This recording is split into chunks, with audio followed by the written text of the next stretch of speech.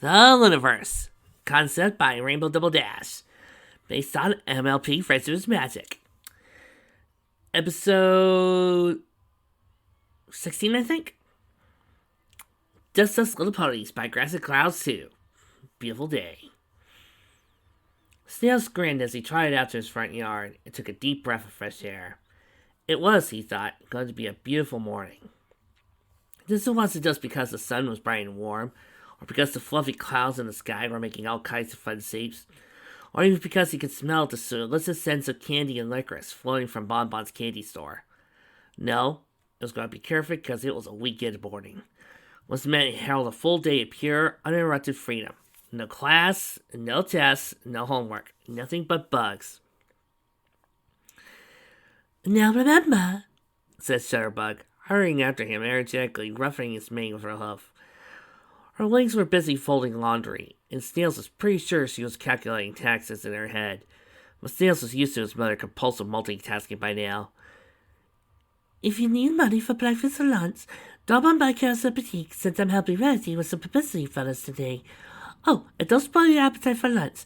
You may buy one piece of candy from Bonbon, but no more, and don't... Mom! Snails groaned, though he threw a big hug around his mother anyway. I'll be fine. Don't worry. I'm a big colt now. He focused and telekinetically levitated an apple from the fruit bowl by the front door, knocking it into himself a few times before slipping into his bag. See? I know, said Shutterbug. I just worry sometimes. She returned a hug.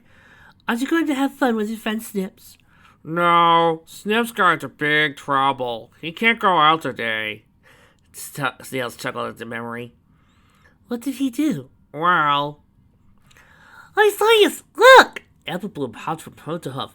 Oh, you're asleep with Snips in the Academe! What is it, Sugar Cream? Asked the farmer, trying into her living room.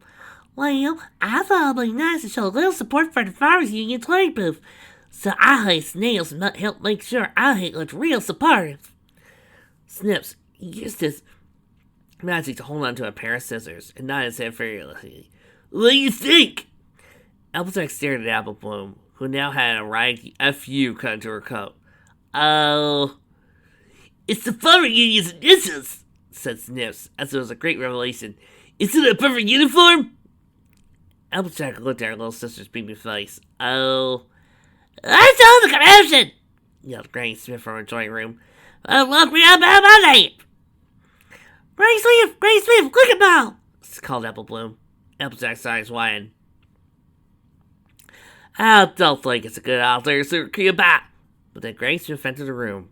By the time things settled down, Snips had been chased off the property, and Apple Bloom had been dumped in a bath of half-a-growing solution that smelled of prunes, and all three of them were grounded for a very long time. What did Applejack do? Shutterbug blinked. All three of them? Uh-huh. Snips, Apple Bloom, and Applejack, too, for letting it happen. Snails giggled and stopped at an adult being grounded. And now Apple Bloom was really fluffy pony from all the regrowing stuff. I think she's supposed to be back to normal in a few days. Oh, said Shutterbug. Well, I'm sorry to hear that you're grounded, but I'm sure you can amuse yourself and play with your other friends. Yep, I'm going to play Look at Bugs. Snails nodded his head fervently. Then later, I'll see if Dinky wants to play Look at Bugs. And if he doesn't, I'll see if Lula, Fireluck, Pipsqueak, Truffle Shuffle wants to play it. He began to trot out the yard. See you later, Mom. The young unicorn whistled as he trotted to the town, watching the clouds and wondering if Raindrops, his sister, had sculpted any of the more bug-like ones in order to make Snails smile. After all, he had the greatest big sister in the world, and she loved to do nice things for her little brother. Hey, I know, he thought. Maybe I'll see if I can find some bugs that look like those clouds. Then, if Raindrops really did get some big clouds for me, I could get her some real bugs. He smiled to himself. I'm sure she'll like that. When he reached his first hunting ground, the pond, he carefully unpacked his bug hunting equipment. His safari hat, his daring do of crystal spyglasses, his jars, zero solutions that would attract bugs to like sweet things, and set them up. Let's see, he said. He spread himself out and began muttering to the ground. Ooh, a bumblebee, he said, noticing a black and yellow bug buzzing around a big daffodil. Hi, Miss Bee. How are you today? The bee gave no response. Snails chuckled and walked over to the flower. He knew that a lot of ponies were afraid of bees, particularly the ponies who sold flowers in the town square, but he liked them. Not only did they make delicious honey and had awesome stingers, but when he had trouble sleeping for a few nights due to a bad cold, his pet bees had taken it upon themselves to buzz at just the right pitch to help him drift off. Twilight had called that a white noise signal when he told her about it, though he's pretty sure it was more of a yellow-black signal noise. And he'd been surprised that Twilight didn't know what colors bees were. But either way, Snails thought that bees were a good type of critter indeed. Are you having a good breakfast? The bee continued to ignore him. Kneeling so his muscles pressed up against the flower, Snails called, You want to go for a walk? I can show you around Ponyville, and maybe you'll see some other bees to make friends with. And then I can take you home and meet my awesome big sister and mom and... With a small jolt, the bee finally took off from the flower and snuggled on Snails' muscle. The cult grinned. Oh boy, what do you want to do first? Have you ever been to Sugar Cube Corner? They have a honey shake that's... The bee stung him. Oh, poor thing. It's going to die. It wasn't so much the pain as the surprise that knocked him backwards onto his flank. The bee flew it up to the level of his eyes, turned sharply enough to be obviously dismissing him, then buzzed away. Snails stared after it as it went. Unbidden, thoughts were coming to the forefront of his mind. Just last week, when he'd done very well on a test about farming bugs, Diamond Tiara and Silver Spoon had cornered him outside the classroom. I guess it's a good thing you're good with bugs, Diamond Tiara had said, because it's the only thing you're good at. Yeah, Silver Spoon snapped. You better hope bugs are always nice to you, because if they decide to play with bear ponies, you won't be able to do anything. You're so bad with magic. Your head almost exploded before Trixie taught you how to fix it. You're not so smart, or fast, or classy, or elegant, or anything. Diamond Tiara continued saying, I feel bad for Raindrops. She could have had any brother in the world, but she's got one trick pony who won't even have that one trick once the bugs around here get to class. Does he ever feel bad that she's stuck with you? Snails had just waved his test paper with a big red A in front of him like a bear. Chuckles said, Nope, you're just jealous because I beat you on the test. Now I'm going to play with my aunts, and I'm going to tell my sister how awesome I was. Have fun studying for the remedium test next week. Remedial, you feather brain, Silver Spoon snapped. But Snails had already been trying off, hurrying home to tell all his bug friends how he really had helped them study, because it had clearly paid off so much. But now, he could only bring a hoof to his muzzle in shock. He had known intellectually that some bugs might not like him. Even bugs occasionally have very poor taste. But to sting him? Why would a bee do that? He hadn't done anything to it. Maybe it was a grumpy bee. Or maybe he wanted to play with better ponies like Silver Spoon said. And the bugs wanted to play with better ponies, then according to Diamond Tiara, he wasn't going to be good at anything at all. It was true, but it was also true he was a bad brother, and that meant... Tail and head drooping, he slowly walked away. Niels, you okay? Snails looked up. He tripped over the edge of town and tumbled to a patch of dirt rock. After that, it seemed like it was bothering to get up. Instead, he raised his and hoped that the stupid day would just end alright. Fine. He felt somebody picking him up. He saw the banana-colored face of his sister. Come on, Snails. I know you better than that. Raindrops carefully wrapped Snails into a big hug. What's wrong? Snails sniffed. A bee stung me, which means that bugs might not like me anymore. And if bugs don't like me anymore, and Diamond Tiara and Silver Spoon told me that if bugs don't like me, then I'm bad at everything, and... Hey! Raindrops scowled briefly before softening her features. That's not true. You know that, right? Those two are just jerks. Yeah, but they said I'm not good at anything, and every fellow in town is smarter than me, and better than me, and worth more than me, and that I'm a terrible brother. For a moment, Raindrops looked like she was going to fly into Filthy Rich's house and tearing it down brick by brick, and her hooves were making divots in the ground. After a moment, though, she seemed to get herself back under control. They're idiots. You're the best brother I could hope for. You're kind and loving, and you're wonderful in every way. Raindrops gave Snails another hug. You're a wonderful brother, and I love you so much. So, I'm not worthless? Asked Snails. Of course not. Not every pony has a worth. Even me? Even... Snails, listen. You know more about bugs and little animals than any pony I know. You got an encyclopedia up there. She gently poked Snails' head and listened to a small giggle. You try everything as hard as you can. You don't get lazy or quit, like a certain pink pony who occasionally has her butler do her homework when she doesn't understand it. You're industrious, you're compassionate, you're a wonderful baller, and don't let one mean bug or tiara tell you different. A smile crept back onto Snails' face. Really? Really? They hugged in silence for a moment. Then Raindrops said, I have an idea. Cheerilee and Canterlot are going up to Canterlot today to see the grand opening of the new insectarium. There's supposed to be more bugs, more square foot than anywhere else in the nation. They're all super friendly, so none of them should be mean to you like the bee. Now, Cheerilee and Canterlot each have an extra invitation to not eating, so maybe you and I could go with insectarium? Really? Wow. Snails gasped, and let a grin spread over his face. Diamond Tiara and Silver Spoon were clearly wrong, he told himself. Raindrops loved him. She was the element of honesty and wouldn't love a bad brother. So, therefore, he was a good brother. He had worth. He wasn't a terrible pony they said he was.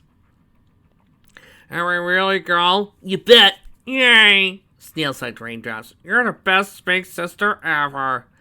And you're the best little brother ever. After a long embrace, Snails got into Raindrops' back. She began flying them to the library. Telling Snails that she had made plans to meet Cheerilee and Canterlot there before going to the train station. We'll just pick them up, said Raindrops, and then we'll go, okay? Uh-huh. Oh, and Raindrops? Asked Snails. What? Are there adults like Diamond Tiara and Silver Spoon? A few, but don't worry. Raindrops was silent for a moment. When you grow up, you'll learn better ways to deal with ponies who want to bully you and make you feel small. Baron Mounting Max and Nulpar looked at the Archduke Bobbing Fisher and wished he knew a better way of dealing with a pony who made him feel small. Oh no. I already had to deal with one of these political idiots in a Lunaverse fic a few months ago, and that sent me spiraling into a bit of depression and also made me want to give up doing the Lunaverse. I'm not dealing with this again. No! I also had to deal with an annoying bit of political crap back with Alcorandum. No, we're not doing this. No.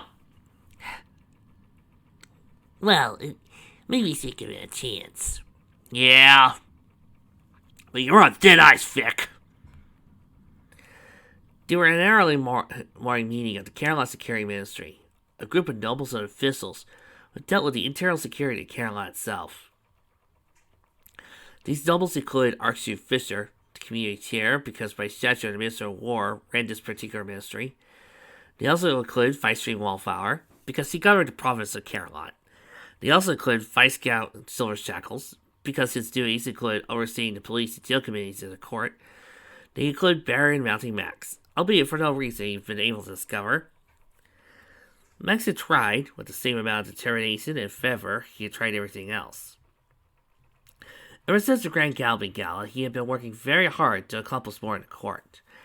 He got himself into a small few committees, not glamorous, but all engaged in important work.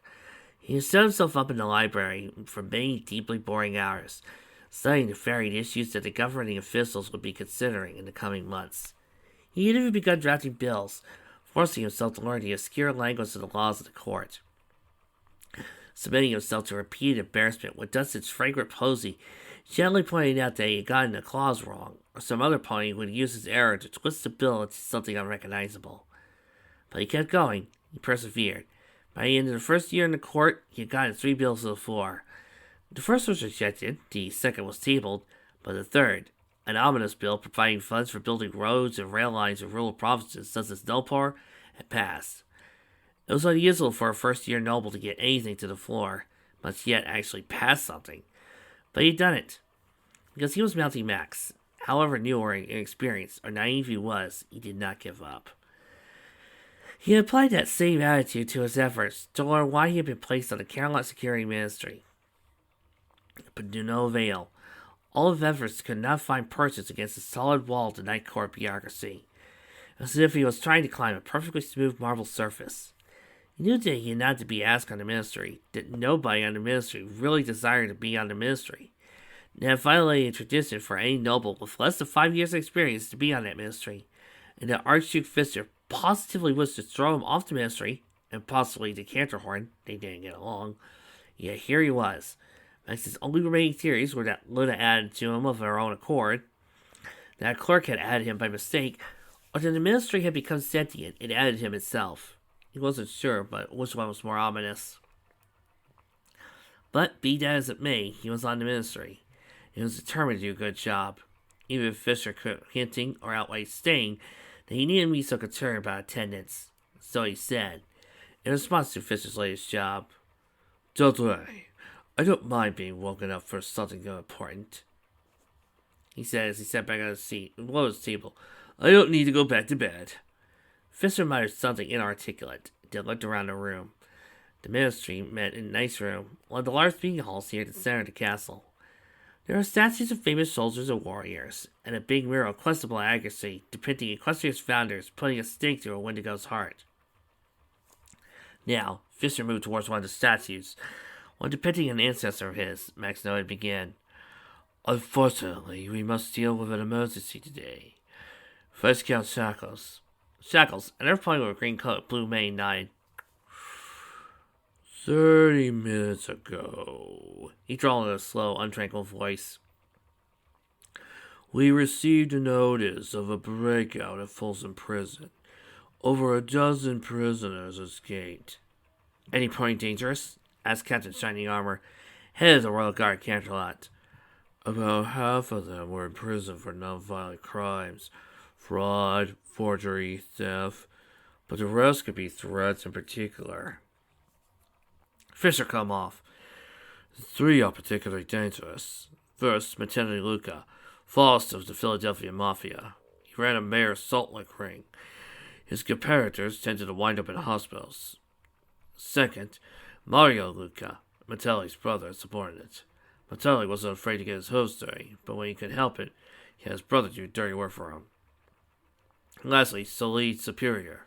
He was silent for a moment. Sun cultist. "Any connection with the Mafia or the others?" asked a tall unicorn with a purple coat, black mane, and unusually long and pointy horn.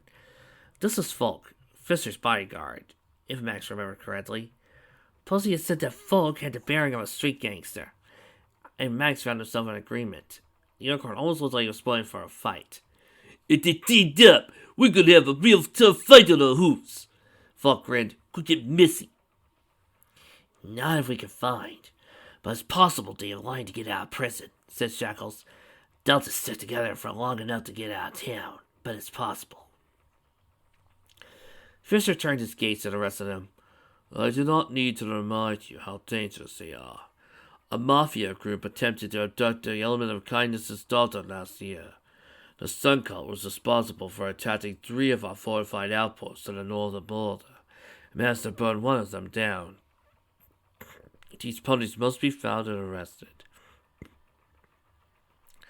Max had an idea. "Aye!" "So," interrupted Fisher, "I recommend we mobilize all available police and sweep the city. We'll focus on the Mafia ponies first, since they're most likely to have dangerous underlings in the vicinity. Additionally, since one of the criminals is allied with the tyrant's son, I recommend the Royal Guard assist with the search. Many of them have been trained to deal with the cultists. Besides, the city is large enough that the police will need as much pony power as they can get to track these criminals down before they escape Canterlot." Vice Count Shackles tried.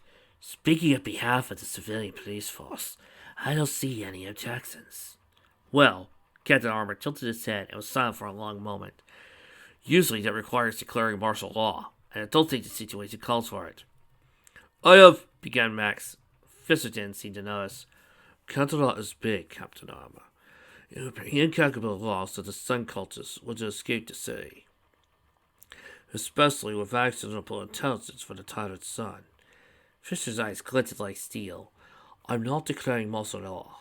No pony is shutting down transportation to and from the city, or mandating the ponies stay indoors. I'm simply asking the guards partner with the police, so the investigators is not hampered by the lack of pony power. I still think Princess Luna would like to have a chance to weigh in on it, and we could discuss it from her once he returns from Phaedric tonight. However, we can absolutely not wait until then. That's true, Shining Armor nodded slowly. If you think it's really necessary, I'm okay with it for now, providing this remains a police operation. We are not declaring martial law. We're just temporarily deputizing the guards so the police can cover more ground in less time. We'll notify the princess as soon as she returns. Fisher nodded. Of course. As a second point, I have several members of my private security force here in the city, guarding my various properties. I'd like to deputize them as well to help ferret out Soleil. They're trained to deal with the Sun Cult. Sounds good with me, said Shackles, and Armor nodded his head as well. Max tried again. Very well, said Fisher. Now, as for specific tasks, I will remain in the castle and coordinate the search. Vice Count Shackles, you'll brief the police on what the escapees look like, and anything else you know about them. Captain Armor, get your guards ready. Folk, prepare factory security to assist them. Vice Count Fudge Ripple. Only in a ponyfic, people! Only in a ponyfic. They continued through every pony there, except for Max. I think that's everything, he said at the end. Let's get about it. The ponies rose, and Fisher himself tried for the nearest door. Max hurried to catch Fisher before the captain rushed on his gate. Excuse me, he said. Arstook, he began. I also have some ideas in particular. We could try using diamond dogs to follow the scent of... Fisher turned. Better, Max. I apologize for the messages out for... His horn glowed, some papers on the table began to gather themselves. He should have told you that your presence was not required for this meeting. But I think... A frown flashed across Fisher's face for a moment. Baron, he said, you have no experience with the military or the security forces. With all appropriate respect, your thoughts are not required here. We had graffiti vandals in Salzburg. I managed to catch them, Max frowned. And I'm learning. I've been reading... This is not the same thing. Fisher set his eyes for a moment. Your shield is appreciated, but this is not the sort of agency for a newcomer to the court to learn what he is doing. This castle matters, Max. Lives are at stake. If we make a mistake, the escaped criminals could flee the city. They could take hostages. Their cultists could burn down the castle. We do not have the luxury of indulging in the experience. Go learn on the other councils. All the councils are important, objected Max. Pony lives depend on all of them. And I'm not that new anymore. I've been here for a year. Fisher looked to his head. Baron, Max. With respect to your heroics, there are many ponies on this council who knows what needs to be done to keep the city safe. You are not one of them. You begin to try out the door. Go back to your studies, Baron, or the Duchess of Cloudsdale, if you prefer cuddling. Leave the war and security to those of us who knows what has to be done, and those who know how to do it. Max could only stare as Fisher laughed. He knew that Fisher hated him. Max had flatly refused to allow Fisher to turn his persistent portion of the border, which Fisher claimed was a weak spot in Equestrian defenses, into a long series of fences and armed checkpoints. Unless the full court voted on the issue. Fisher had carried a grudge ever since, but still rankled to have to deal with it. But what could he do? Complain to Fagrit, lying to Luna that bombing Fisher was being mean? What would that accomplish? Besides, they're probably both asleep now anyway, and the threat of the criminals was imminent. That was no good. He wanted to just go back to bed, but he was mounting Max and Nopar, and he didn't give up. There was a problem, and when he found a problem, he would move stars and seas to solve it. So instead, he turned on himself and went for the castle exit, deciding to talk to somebody who could actually give him a bit of advice. Raindrops knocked on the library door. Hello, Cheerilee, The door buzzed open and a scraggly-looking Twilight put her head out. Raindrops! Thank the moon you're here. I really need your help. Her horn glowed and she dragged Raindrops, as well as the giggling Snails, into the library. Depositing them in front of the massive pile of clothes, books, snacks, and maps, she shoved the saddlebag into Raindrops' hose. I need to get all of these things into this bag. She paused. You might need to twist them a little. Raindrops let the laughing Snails off her back, so he could turn around the library. Packing? She asked, looking at the pile of gear. I thought you were under house arrest. I am, but I've been here for 6 months and I've shown really good behavior. So, they're letting go guys to see my family for a few days. So I grinned. I'll get to see my mom and dad and my BBFFF. BBFFF? Big Brother Fantastic Friends Forever. She paused. I mean, he used to be Big Brother Best Friends Forever, but then I realized I might technically make another better friend while I was in Ponyville, and then calling him my BBBBFFF would technically be inaccurate. So I thought about calling him my BBCOD, but that was right out in... Easy, Twilight. Cheerilee walked down the stairs with a single closed saddlebag. You don't need to stress. You're going home for a few days, and I'm sure you have lots of fun with your family. She smiled. There's nothing to worry about. Raindrops frowned. You've only been here for 6 months. Is it normal for them to give you a trip home so soon? No, but they were really impressed by my behavior or something. I mean, I helped with winter wrap-up, running into leaves, I put out the fire at the inn gathering, and I've made so many friends! Twilight grinned. Just yesterday, Lilyfield was here to look up a book on flowers, and we talked for hours on fractals and nature. Did you know there's an entire family of roses whose petals were arranged in a perfect fractal pattern? Raindrops blinked. Sure. Twilight gave a small squeak of happiness. I didn't, but she taught it to me, and now she's coming by next week with tea. She loved to take a few books on having a perfect tea party for another snack. Friendship is awesome! I know. Raindrops couldn't help but laugh. Her anger at Diamond Tiara and Silver Spoon almost forgotten.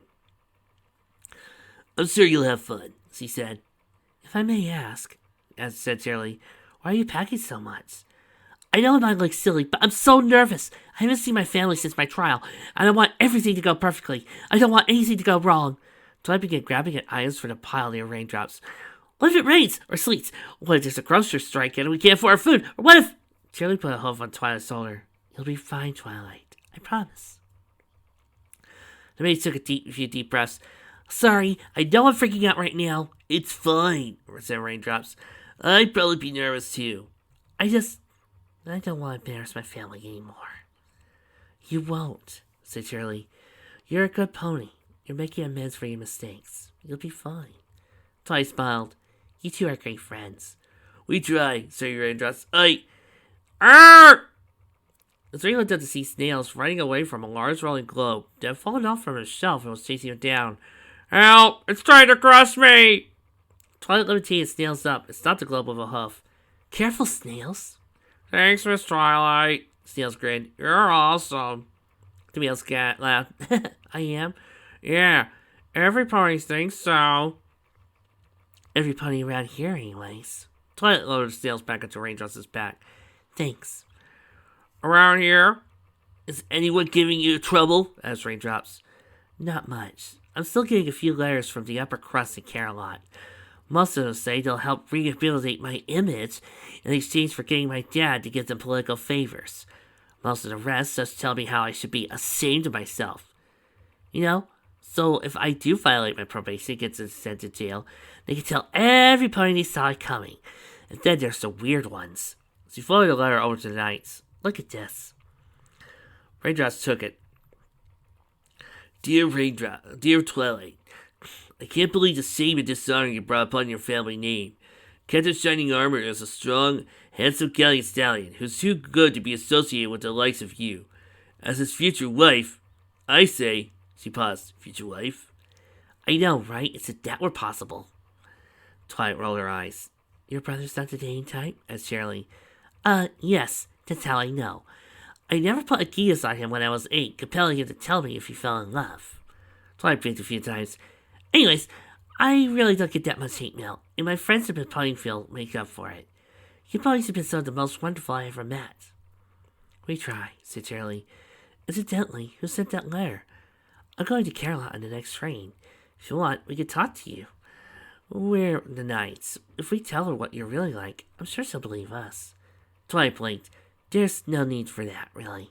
I'm fine. If I get a real threat, I'll report it to the appropriate official in Canterlot. Government's not always the most efficient agency in Equestria, said Cheerilee, as any resident of Ponyville can tell you. You shouldn't be getting hate mail. If you are, I'm sure myself and the other knights can take care of it right away. Twice thought for a moment, shook her head. I'm rather you didn't. I'm fine, honestly. I've been having so much fun in Ponyville, I barely ever think about letters like this anymore.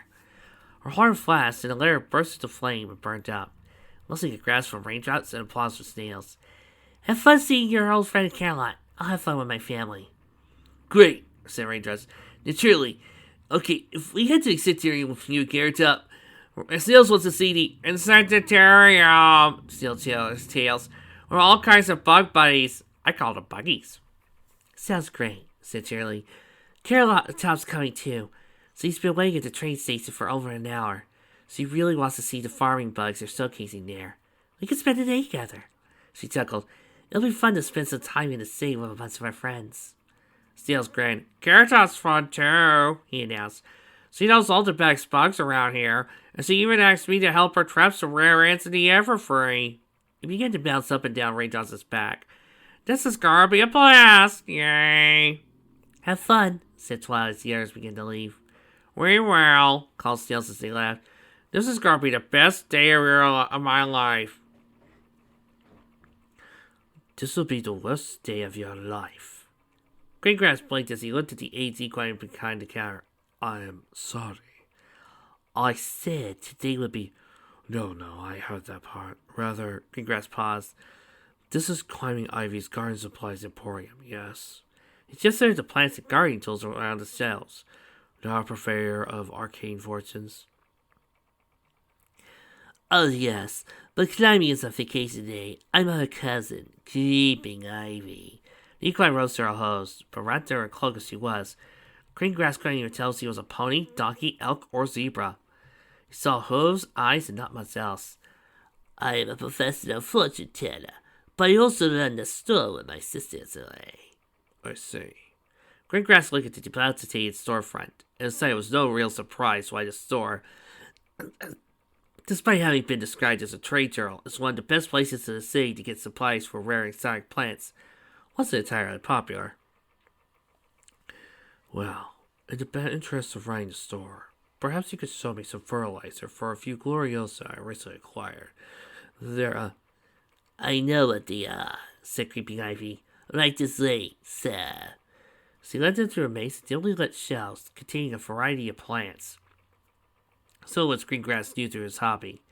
So was were totally foreign to him. Many looked like a strange crossbreeds of flowers that no one would ever think to put together. One smelled like a perfume Luna had worn at a few formal ceremonies. The other smelled like a rotting corpse.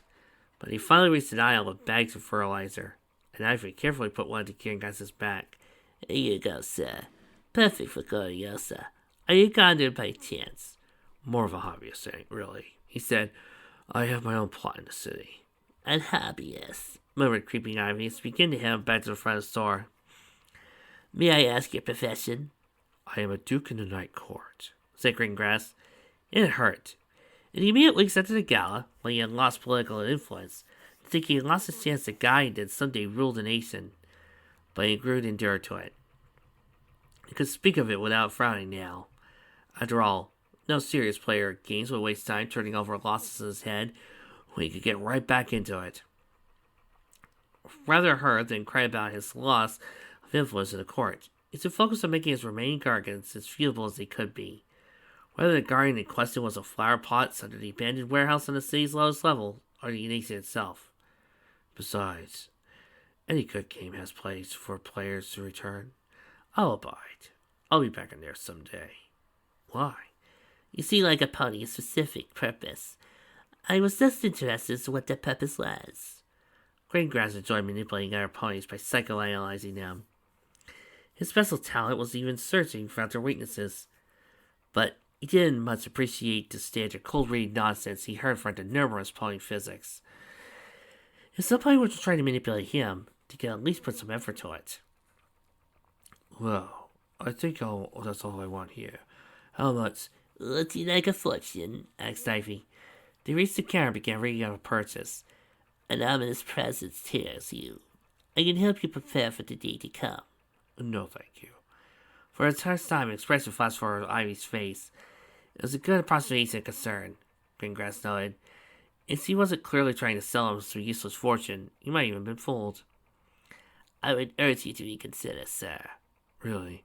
Well, how expensive the fertilizer is, I just haven't the money, replied Greengrass.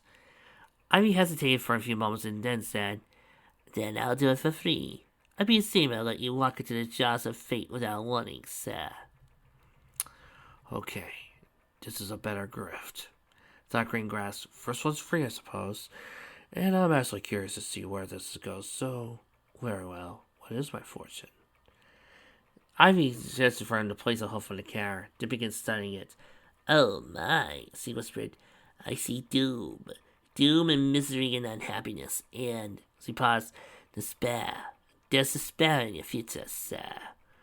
I suppose it could be inferred with a certain rare charm which you, fortuitously, are willing to sell to me. Fortune teller shook her head. No, sir. I have no magic powerful enough to affect its despair. I am very sorry to give you this news, sir. Greengrass paused, trying to work out the scam. As it happens, I've had some fairly bad days. I'm a bit skeptical this could be the worst day of my life, as you called it when I entered. Let me see, then. I assumed examining Greengrass's hoof. After a few minutes, he nodded. My mistake, sir. I apologize. This will not be the worst day of your life. I should hope. This will be. When the fortune teller looked into Greengrass's eyes, the noble had a distinct feeling he wasn't lying or pointing him on the slightest. The worst day of your life so far. My little pony, my little pony. Ah, my little pony. Friendship never meant that much to me. My little pony. But you're all here now, I can see. Stormy weather, lost to share, a musical bond, with loving care, tasting laughter. It's an easy feat, and magic makes it all complete. You have my little ponies. How did I ever make so many true friends? You're watching My Little Pony Lunaverse, only on the Hub.